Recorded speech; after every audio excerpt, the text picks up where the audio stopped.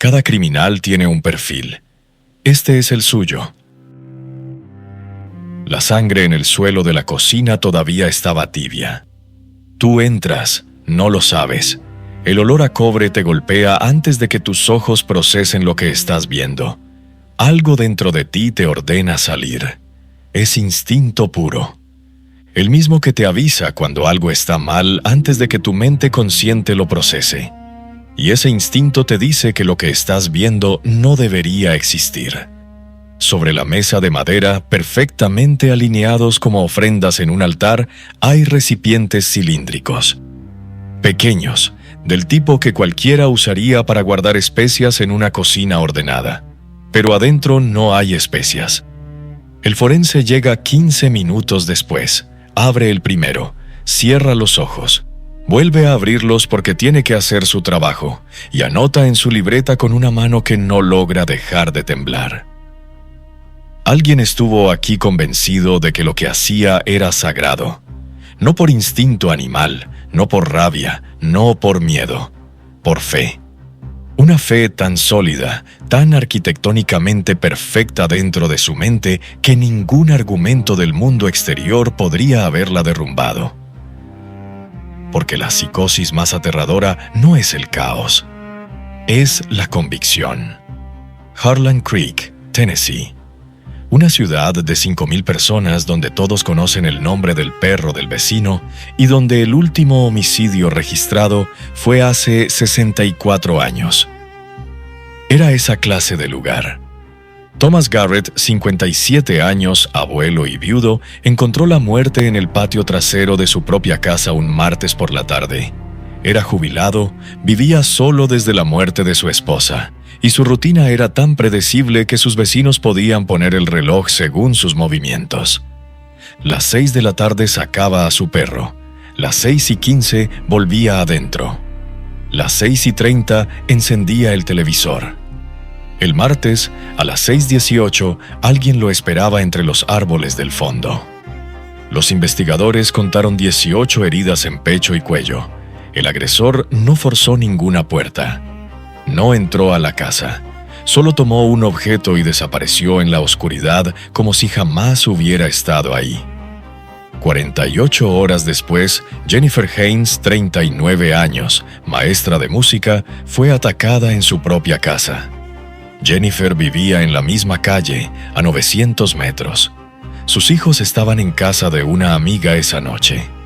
Eso la hacía sola, vulnerable y completamente invisible para lo que se aproximaba. El detalle que heló la sangre de los investigadores no fue el ataque en sí. Fue lo que faltaba cuando llegaron. El cuerpo de Jennifer estaba intacto en apariencia superficial. Pero el médico forense, mientras trabajaba en silencio absoluto con ese profesionalismo que se construye como armadura contra lo inimaginable, levantó la vista y dijo en voz baja que faltaban órganos internos. Hígado, estómago. No por error, no por azar. Alguien los había extraído con propósito deliberado y los había transportado en recipientes cilíndricos perfectamente limpios. Afuera, el otoño de Tennessee olía a tierra mojada y hojas quemadas. Adentro, la escena del crimen tenía una geometría extraña. En el suelo, círculos trazados con dedicación. Como sellos, como rituales. Hay algo que muy poca gente fuera de la psiquiatría forense conoce sobre el canibalismo ritual. No es un fenómeno moderno ni exclusivo de culturas marginadas. Durante siglos, civilizaciones altamente sofisticadas creyeron que consumir partes específicas del cuerpo humano transfería propiedades del muerto al vivo. Los guerreros aztecas consumían el corazón de sus enemigos más valientes para absorber su valentía. Los egipcios consideraban que el hígado, el estómago y el corazón eran los receptáculos físicos del alma, razón por la cual los momificaban por separado en vasijas canópicas. Cuando un individuo con psicosis severa y delirio religioso internaliza estas creencias, no las experimenta como metáforas históricas. Las experimenta como instrucciones. Su cerebro construye una lógica interna completamente funcional. Si el alma vive en esos órganos y si consumirlos significa absorber esa alma, entonces el acto no es asesinato, es comunión. Para entender por qué Daniel Hoover llegó a creer que bebiendo sangre humana podía alcanzar lo divino, tienes que entender qué le hicieron a él. Daniel creció en esa misma ciudad pequeña.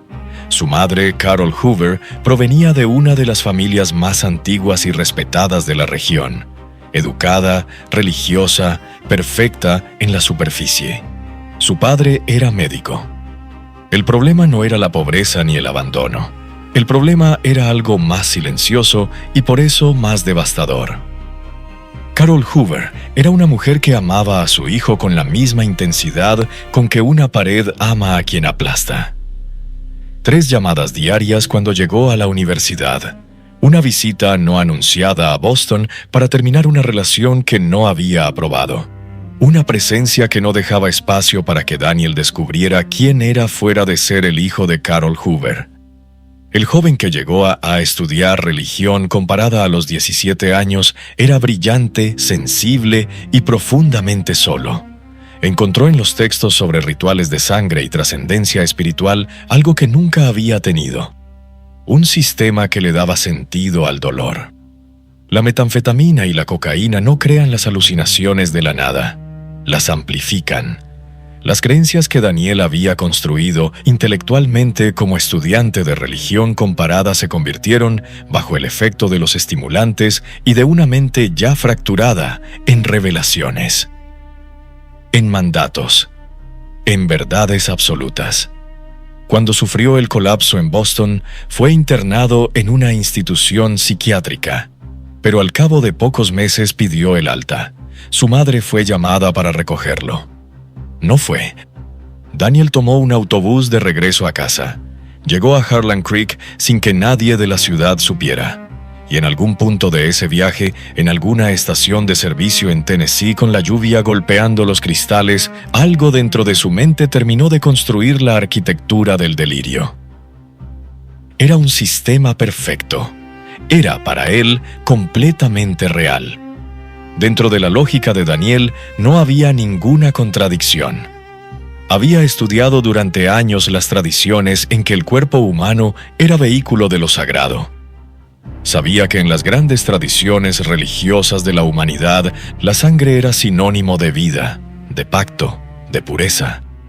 Sabía que los egipcios creían que el hígado, el estómago y el corazón eran los 3 recipientes donde residía el alma en sus distintas manifestaciones.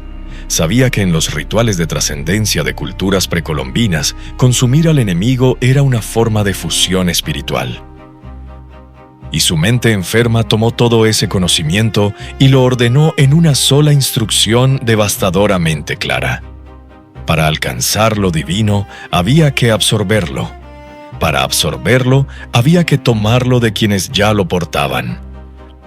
Los círculos que dejaba en las escenas del crimen no eran aleatorios ni producto del caos. Eran sellos. Los trazaba con la concentración de alguien realizando una ceremonia, porque para él, eso eran. En la mente psicótica organizada existe algo que los psiquiatras llaman coherencia interna del delirio. El sistema de creencias del individuo es internamente consistente, aunque esté completamente desconectado de la realidad compartida. Daniel no se percibía a sí mismo como un asesino, se percibía como un sacerdote. Una víctima no era una víctima, era un ángel que él había liberado. Lo encontraron por un error que ningún manual de criminología hubiera predicho. El GPS del auto de Carol Hoover registraba cada parada, y había un punto en la Ruta 3 donde el auto se había detenido 6 veces en menos de 2 horas.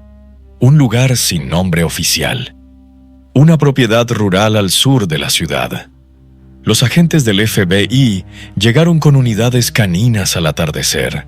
La luz de Tennessee en noviembre tiene ese color ocre que convierte todo en fotografía antigua. Encontraron al niño con vida.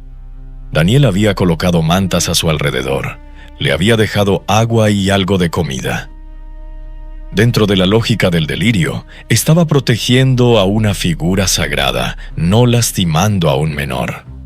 La ironía que los investigadores entendieron después fue esta.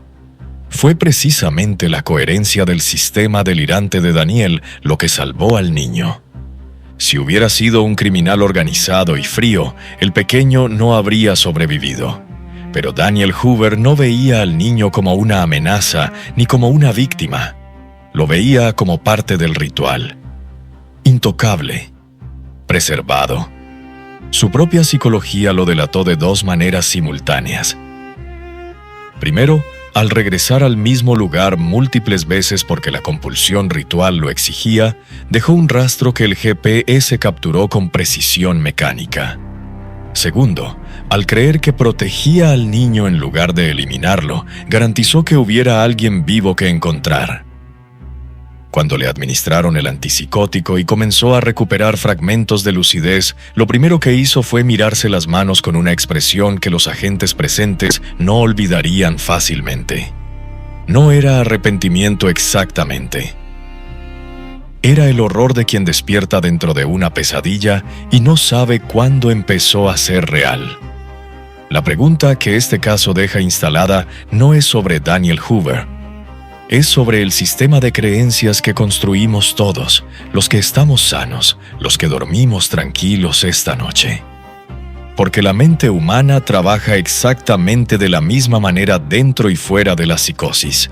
Toma información, la ordena, construye una narrativa coherente y luego defiende esa narrativa con toda la energía disponible. La diferencia entre Daniel y cualquier otra persona no es de mecanismo. Es de calibración.